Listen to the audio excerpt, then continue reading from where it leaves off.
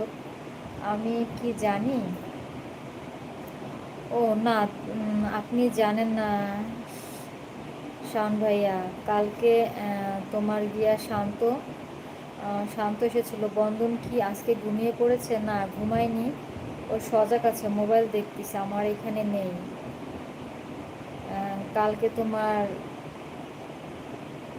শান্ত লাইভে এসে বলল যে আমার মনটা আজকে ভালো নেই। আমি বলছি কেন? বলতেছে কি যে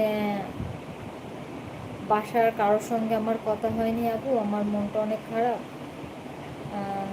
তোমার লাইভে কোনো সমস্যা করছে নাকি কিছু বুঝলাম না তো। আমার মনে হয় আমার লাইভে কিছু একটা সমস্যা হয়েছে, যার কারণে এমন হচ্ছে। দেখি, চেক করে দেখতে হবে। বাট এরকম আসতেছে কেন? ফাড়ি আসছিল, চলে গেছে। শান্ত অনেক লেটে আসছিল লাইভে। আজকে 2 দিন তোমার লাইভে মানুষ কম।